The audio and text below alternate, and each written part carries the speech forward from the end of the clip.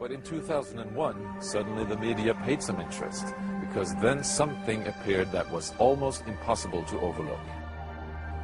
Right behind me is Britain's largest radio telescope, the Chilbolton Observatory.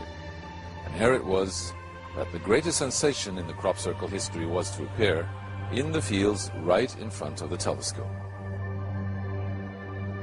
On the morning of 14th of August 2001, a formation was discovered which was different from any other previously seen. From the ground it looked like a tangled mess, wisps of crops spread around in no system. However, in the evening, with growing shadows, a picture appeared, unmistakably that of a face. That picture represented a whole new technique, a screen technique, the same that's used for printing a picture on paper. 3 days later, the face was joined by something that looked like a data strip. Rows of counters made out of standing and flattened crop. But soon an astonishing similarity is discovered. In 1974, the astronomer Carl Sagan composed a message that NASA sent into space from the Arecibo telescope in Puerto Rico. Binary figures which constituted a graphic code presenting key factors about humans and the planet we live on. 27 years later, an identical pattern appears in a crop field right in front of a similar radio telescope. However, on closer inspection, it seemed to show that the code contained some fundamental differences. Sagan's message explained our calculation system, the dominant chemical substances within the elements that create life on Earth, about our DNA code, humans' height and quantity, and that we live on the third planet in our solar system, and lastly, a sketch of our radio telescope. The message received described the same calculation system, but that silicon is most dominant in life forms in contrast to carbon. The drawing also clearly shows a humanoid figure with large head in relation to its body.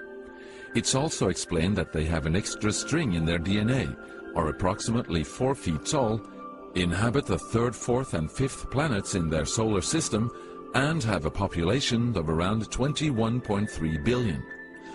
Underneath, the telescope has been replaced by something more complex.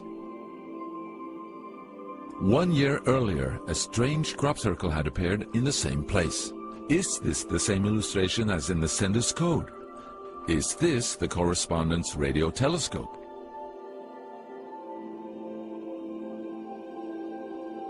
If this is not an extremely clever and well-calculated joke conducted by humans, is it a serious response from an alien civilization?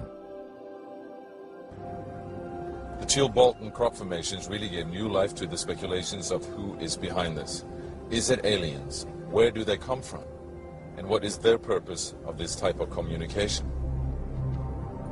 The following year, very nearly on the same day, a new picture appears that gives new force to the alien theory, this time in Crabwood, near the town of Winchester in Hampshire. Once again we see a face, but this time there is an unmistakable resemblance to something extraterrestrial.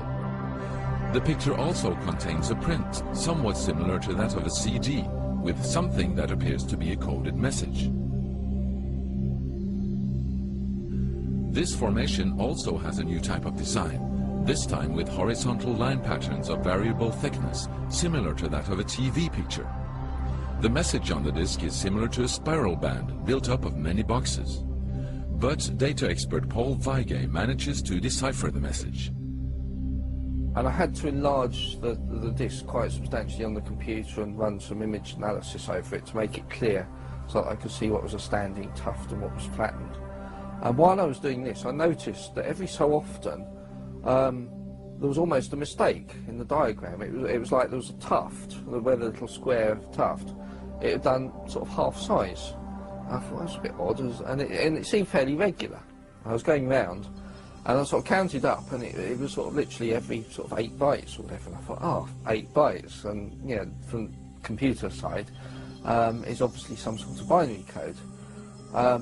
So then I did the straightforward thing. I just converted it into ASCII, which is the standard sort of computer language that you encode the alphabet in.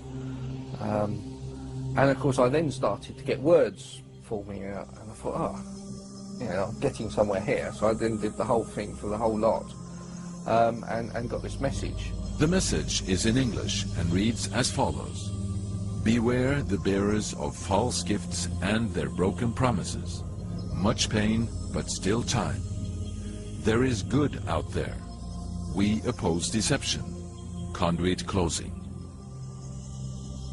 Many have been surprised by this message.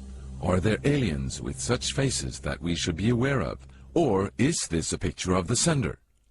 Does this indicate the start of actual close contact with neighbors in the universe?